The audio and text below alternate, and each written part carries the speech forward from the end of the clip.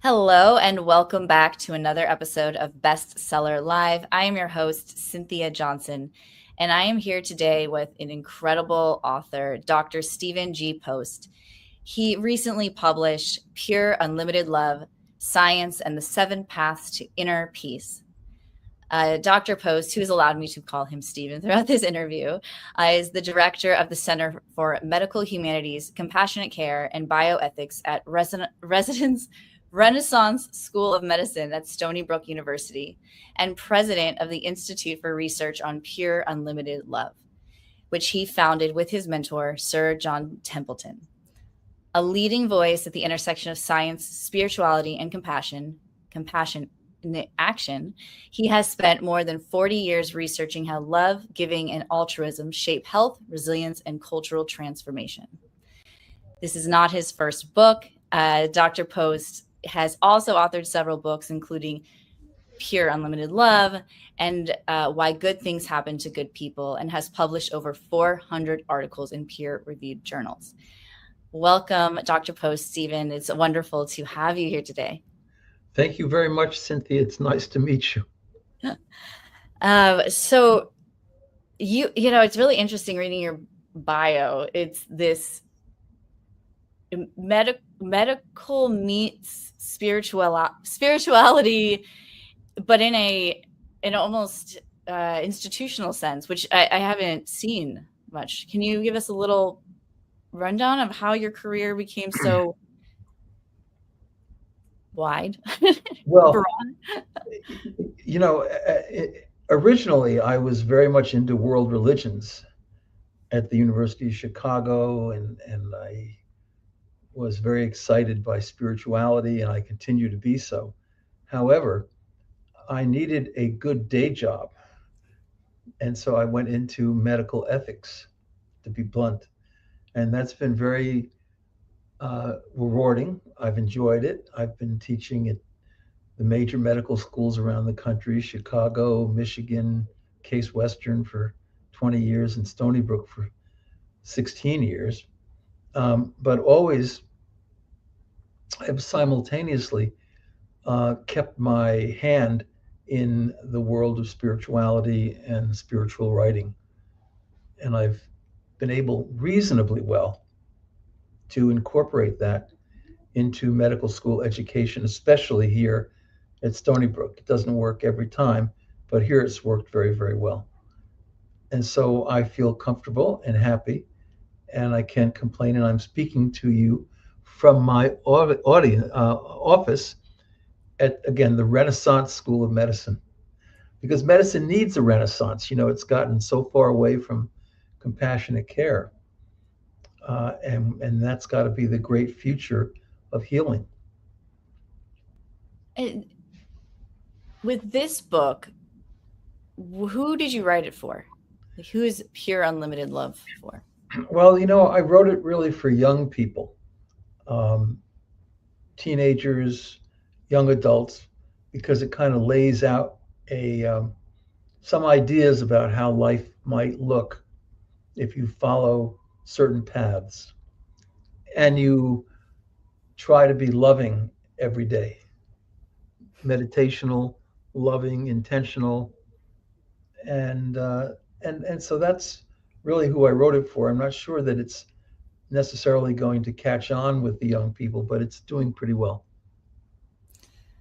In the book, you talk about the seven paths. So are they seven clear directions that you run through? Well, not in a draconian way. I mean, I'm not trying to impose anything on anyone, but these are the seven paths that I have found in my journey to be most meaningful. And we've also studied them with my institute at some very fine universities and looked at how you can operationalize love, by which I mean a profound kind of love, not the love of designer jeans or chocolate, although I have nothing against those things. Um, but that's what it is. It's about the ways of love in these seven different contexts. and how they can bring you a lot of joy and fulfillment. And how do you define love in the book? Aha. Well, I define love without any reference to Greek or Latin or ancient languages. My definition is typically coffee house type language, everyday language. So, borrowing a little bit from a psychiatrist at the University of Chicago, um, when the security and the well being of another is as real or meaningful to you as your own, there's still self love in this. You love that person. Um, it works when I think about meeting an old friend in a coffee shop. They've had a hard time. When I think about a physician who has made a medical mistake and is thinking about leaving the field, it works when somebody comes in my office and tells me that their child, their son, has relapsed into an addiction disorder. So it's kind of commonsensical as a definition. No Far Eastern languages, although I think it's suitable for every culture. When the happiness and the security, the well-being and security of another is as real or meaningful to you as your own, and sometimes more so. That's in there. You love that person. And this, even though it sounds as a by definition sort of outwardly facing or other, right? Mm-hmm. It has a profound impact on the person. So if I have the capacity to love, you and your experience, how does that then impact me? Well, it brings you inner peace. I don't like to use the word happiness too much because it's been so widely abused. Everybody has written a book on happiness. Um, and what do we mean by happiness? Some people have very hedonistic definitions. Some people talk about it in very spiritual terms. Some people talk about it in terms of being totally immersed in the flow of creativity. Uh, there's so many definitions.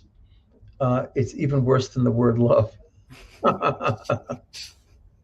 So I like the word love, but pure unlimited love is a little different than just love because, as one of my physician friends said not long ago, right here in this office, I asked him, Jeff, he's a bit of a mystic. I said, what do you think pure unlimited love is? And he paused and he said very thoughtfully and beautifully, he said, unlimited love is the first thing you see when you close your eyes for the last time. Hopefully. Hopefully. And so we've actually done, for a fair amount of research on remembered experiences of death and how people will speak about this uncanny and profound love that they may have encountered. Not everyone, maybe 20% of people who are resuscitated after several hours will recount that kind of an experience. But that's not just a sort of a human behavioral thing. That's more metaphysical. So on the one hand, there's love as a human behavior, and then there's also love as the ultimate reality Right. underlying all that is. When the great philanthropist Sir John Templeton was dying, his son Jack, who is was a pediatric trauma surgeon, he's dead now. He called me up on my flip phone. We had flip phones at the time, and he said, "Dad is dying, and he has a favor to ask of you." And I said, "Well, what is it?" And Jack said he wants you to write a book because he's not going to have a chance to write it himself. And I said, "Did he give you a title?" And Jack said, "Yes, ultimate reality is unlimited love." And I thought, well, That's quite a title. Uh, Not easy. But on the other hand, I might do it because I loved Sir John and we were loyal to one another. So I said, could you go back to your dad's bed and ask him a question? Could we get a question mark at the end of that? So Jack came back a few minutes later and he said, yeah, Dad says, is ultimate reality unlimited love? And I felt good because I didn't have to really prove anything in a knockdown, drag out way. I could be working on plausibility and hypothesis and be more free in what I was saying. And we published that with at Templeton Press years ago. I mean, probably 12 years ago. Um, but it was fun. And I owe Sir John a lot. I'm not just a solo mind. I've had some major and wonderful influences along the line. That story is it hits very close. I had a close mentor who passed away a couple of years ago and also left me a book title. That is a very random. Dr. Mark Woolston, I don't know if you're familiar, and he did the same thing, except he left very little instruction. Just the, I think you should do this note. So as did you?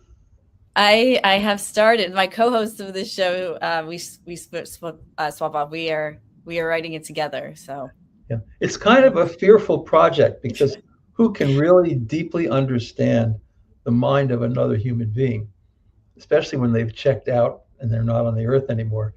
But I worked for 18 years with Sir John, and we started all kinds of positive psychology institutes together on gratitude and forgiveness and wisdom and kindness, and at major universities around the country and around the world.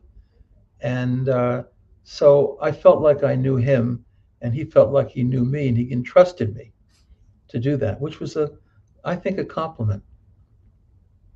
Yeah, that is what pure unlimited love looks like, I think. Yeah. To trust someone with your thoughts after life. Yes. In the book, the subtitle sort of kind of speaks to this idea that you might address chaos as like, how can you live in a world of unconditional love through chaos, or maybe more unpredictable, pressure, intense times? Well, we live in very challenging times because I think we have, number one, we've forgotten how to laugh, including laugh at ourselves. Everybody is just so hyper serious. I'm a pretty serious guy, but I still love mirth. And in fact, on my circle of love, mirth is an expression of love. So you're out in California, UCLA, they have the Norman Cousins Center for Psychoneuroimmunology. And he was a writer in New York. He was the editor of the New York Review of Books. And he had a terrible autoimmune disease. The doctors couldn't help him in the least. So what did he do? He said, I'm going home and I'm going to laugh.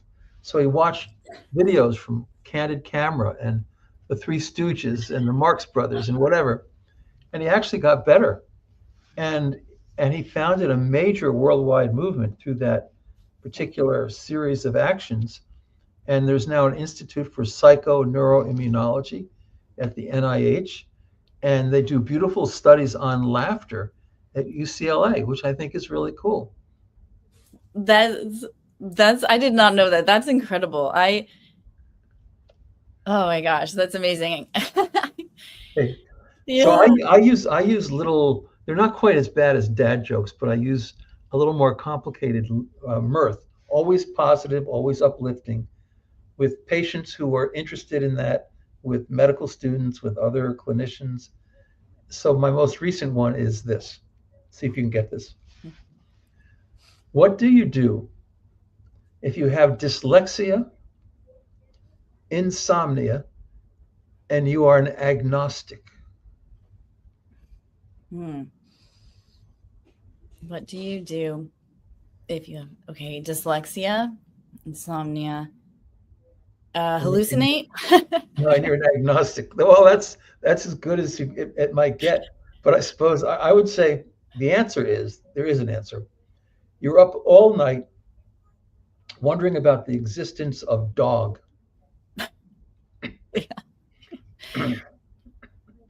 And Yeah. so always uplifting, always hilarious. And that's because I fear that in our culture we're so locked into this horrifying acrimony and hatred that sometimes divides couples and families and children and parents and good old friends. I just don't want to have anything to do with it. I mean, I understand politics is serious business, but ultimately, my answer to your question, which is what I'm getting to, is that truly spirituality has to be at the core of our lives and our hearts, not politics. Because politics is so divisive. When I was a kid growing up, my mother was very Irish, my father was very Mhm. British. Oh, She liked John F. Kennedy, my dad liked Nixon, and they would argue and debate at the table, but they never threatened each other and they never killed each other. Uh, and I learned that you can disagree without hatred. And that's what I think we need to get back to, is the idea that you can be, even in disagreement about serious matters, you can still be loving. and in that case, what you're describing would be this pure unlimited love, as you can you don't have to own that person's thoughts or feelings to value them as Yeah, theirs. Or right. And I teach a lot of courses, graduate courses, and I always have debates. I ask students to take up with integrity and respect a position that they do not agree with. And I ask them to present it as clearly as possible, to think about all the counterpoints, and then to really tell us what they think in light of what they've said. And that's really the classical modality of philosophy, because otherwise you just get into this incredible acrimony and it becomes so diabolical and so hate filled. You have to step back in humility and take more seriously ideas of others that may be flawed and imperfect in your own mind, but that you still want to encounter. what is the biggest uh, challenge, or I guess argument, against what you're saying? I mean, do you face people saying, "Oh yeah, but you can't love everybody," or Oh, well, yeah, so you can't love everybody. Uh, that's a very good comment. And the bottom line is that we can love everybody. Now, it may not necessarily be something that just comes from our own hearts, because human love has its limits. Even parental love, which is probably, for the most part, a pretty solid form of love, but not always. Um, I mean, motherly love is a beautiful, beautiful thing, but it can be a little abusive. It can be sometimes unwise. You can spoil your kids so they just love people who look exactly like they do. They don't have any of that sense of a shared humanity. You can love them into selfishness. So even parental love, motherly love, uh, can be flawed, and fatherly love can be equally flawed, and flawed in very violent ways. So, I mean, if you look at the people who have done horrible kinds of things in the history of humanity, a lot of them have been abused by their fathers, including Putin and Hitler and you name it. If you read their biographies, it's frightening. So hurt people, and so that's why, when I look at anybody, I ask myself, what have they been through? Uh, how have they suffered? And that always helps me to be more loving, at least more understanding and more loving. Remember Robin Williams, the great comedian? You know how when he was doing Mork and Mindy, he would just, run off these crazy lines and no one could keep up with him. That's because he grew up in northern Detroit and his father was an executive for GM and his mother was never around and he had no siblings and no neighbors to speak of. They lived in a big mansion. So he had a great love for toy soldiers, the little toy soldiers that you pick up. And he would put on battle scenes, you know, and he would be speaking for the blue soldiers and the red soldiers and the green soldiers, and he would be at the Battle of the Bulge. He'd be at Marlborough. He was incredible, and so he learned all of that talent of improvising with his toy soldiers. Not that he was happy, but he expanded the canvas and he made something beautiful out of something that was frankly a little bit sad, I think. Um, and in a way, that's what we have to do with life. We have to take difficult moments and expand them into the best we can do. Can I tell you a quick story? Please. I came here I was 20 years at Case Western Reserve Medical School. I loved it there. And I still go back I'm wearing a Cleveland shirt. They're now the Guardians, not the Indians. And that's probably a good idea. And they got rid of the Chief Wahoo image, which was unacceptable. But, I left Cleveland with a lot of pain in my heart because even though I had a prestigious job here in New York and it was paying me more money and there were a lot of positives, I was running my own program as I wanted to design it.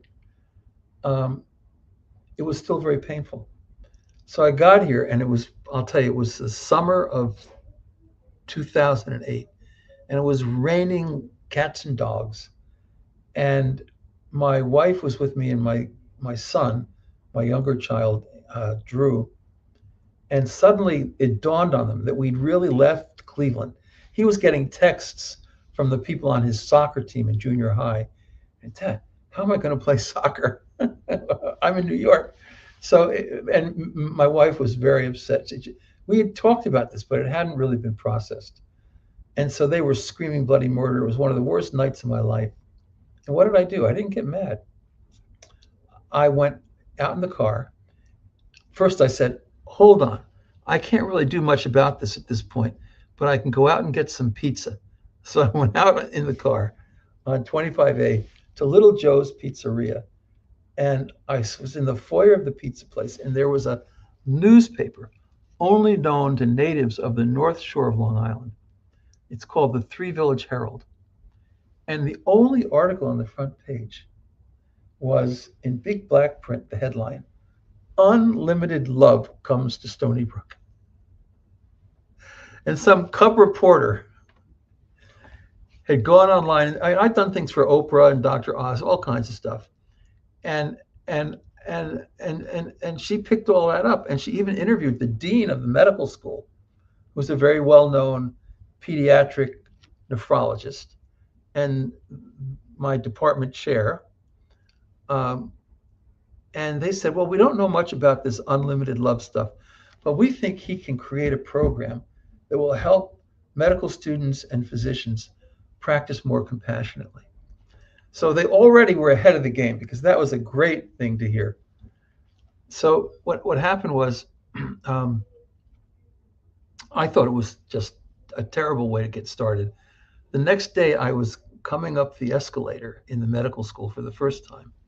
And there was a guy up on the top of the escalator with his arms folded like Mr. Clean in those old commercials. And he said to me, "Are you Dr. Post?" And I said, "Yes, sir. Can I help you?" And he said, these were the first words I got here at this medical school: are you going to save us? And I said, this was an almost Nobel Prize laureate biochemist. I said, I'm not sure, but I'll do my best. And then that next morning, I called the president of the university who had hired me, and I said, Shirley, how'd you like that article in the Three Village Herald? And she said, well, I read it. It was interesting. I said, did anybody give you phone calls about it? Because you wonder, you know. She said, yeah, I got a lot of phone calls from emeritus professors, male emeritus professors. And I asked her, what did they say? Well, they wanted to know, what kind of love are we talking about? So it was a very difficult moment, honestly, because I thought, oh my God, how can I build anything here with this kind of news article out about me on the first day and everybody reading it? But they were wonderful. They were great. They understood it. They actually, a lot of them agreed with it and came to my office and said, how can we make this a world of unlimited love? So I knew I was in the right place, even though it was a hard beginning. So you have to expand the canvas, like a Jackson Pollock painting. Begins with a lump of paint that isn't very attractive, but by the time he covers it over with all those psychedelic lines of great coloration, it's in the Museum of Modern Art. It sounds like you're exactly where you're supposed to be, because what good is your message if everyone already heard it and is practicing it? Yes. Right? Like, it's the pressure of entering a space and having to almost explain yourself. Yeah. Oh yeah. So I started this center for medical humanities and compassionate care, and tacked on bioethics, although that's less important. Much more interested in the humanism and the compassion. And we've created all kinds of new approaches, and we were awarded the Alpha Omega Alpha National Award for innovation in the identity formation of medical students. And we've gotten all kinds of other really neat awards too, a lot of national recognition. And the students just love this stuff. They come into medicine wanting to be empathic and compassionate and kindly. And it kind of gets drummed out of them because of the schedules and a whole lot of other factors. Yeah. But we want, you know, our students, shockingly, they're very attractive candidates to the top residencies in the country because they're more than most residents might otherwise be. They want to talk about compassionate care. They've done research on it, and people just want to talk to them about that. And they wonder, could you possibly bring that here to Yale or to wherever it might be? And they do. I have two more questions, and we're running out of time, so I'm going to give it, but I have to get this out. Do you see any sort of trend with the medical students who really get it? The ones today are better than they were 20 years ago. 25 years ago, when I was getting started in Cleveland, or maybe 30 years ago now, if you tried to do something like this, you would get a lot of people, a lot of young students, especially the guys, and they would just put their feet up on the table and diss you. They would look away, they wouldn't respond, they might even laugh. But that doesn't happen anymore. It doesn't happen at all. And in fact, at Stanford, at UCLA, at UC San Diego, here, all over the country now, there aren't that many new programs in bioethics, you know, quandary stuff. Do you use a feeding pig in a guy who's 92 and dying of Alzheimer's? Hopefully not, you know. But they have lots of new programs in positive psychology and compassionate care because everybody knows, and this is something that Sir John Templeton emphasized with me, love heals. And it does. And I operate on that basis. So they're better than they were, a lot better. That's good. That is good too. That's good to hear. I feel like I'm also curious for everyone who's like, I want to read this book. I'm overwhelmed. Like, what is, if they could take one thing away, Like first step, what would it be? Well, um, these 7 paths of love read like a mantra. May you give and glow. And we've done 50 articles in great medical journals about how people benefit internally when they give kindly to others. Gets the mind off the self and the problems of the self. And, we did a paper about this in a psychology journal with widows and widowers who were going through grief and bereavement. And there's a New York Society of Widows and Widowers, believe it or not. Um, and they called and they said, would you come in and give a plenary talk at our annual meeting? So I went into some hotel on Fifth Avenue, gave this talk about how people feel more able to deal with loss and disappointments. They feel happier, they feel healthier, they feel more resilient. It's a long list of good things. They're even sleeping better when they can self-report that they're helping others, maybe volunteering, but maybe just doing this informally. And so this guy in the back of the room, he was waving his hands and he said, I don't care what you say, buddy. I don't do nothing for nothing. And, there is this attitude that some people have. Everything has to be transactional. I won't define some people, but it's sort of a hot topic these days. And there's a lot of best-selling books about the transactional self. But I asked this guy, are you happy? And he said, no, I'm not happy. I've never been happy. And I said, maybe you better put that idea on the shelf and just be a little more free and a little kinder, and you'll be happier. And I don't know what happened to him, but I hope it worked out. Well, I'm sure if he thought about that at all, his life is a little bit better today than it was then. Yeah. And the second path is may you heal with kindness, which is what we've been talking about. And anybody can do that. You don't have to be an MD or have a nursing degree. May you follow your callings. Because what is a calling? That just means that you love your work because it's just exactly where your heart is. It's where you blur the line between play and work.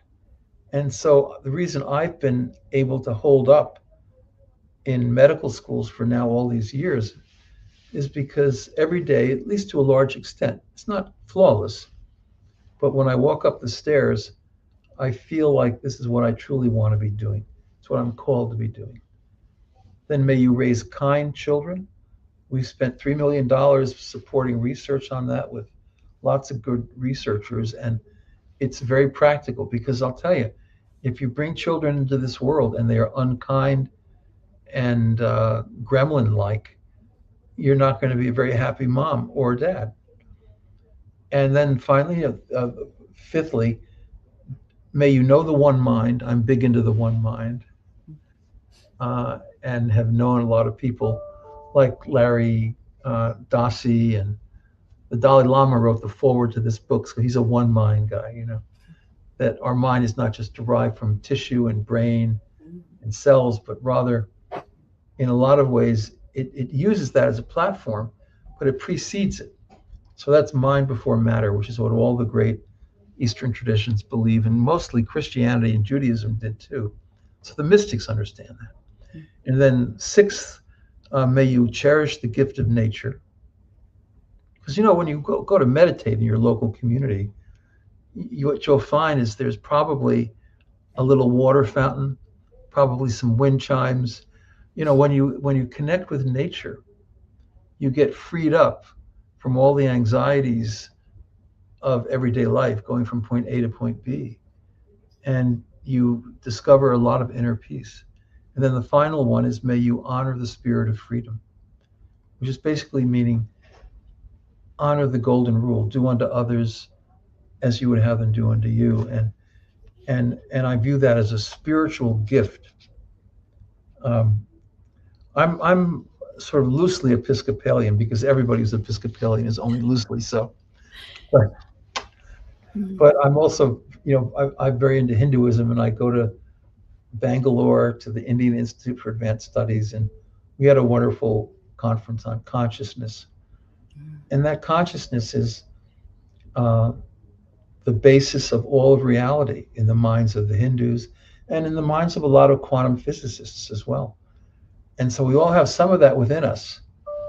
And the whole idea is to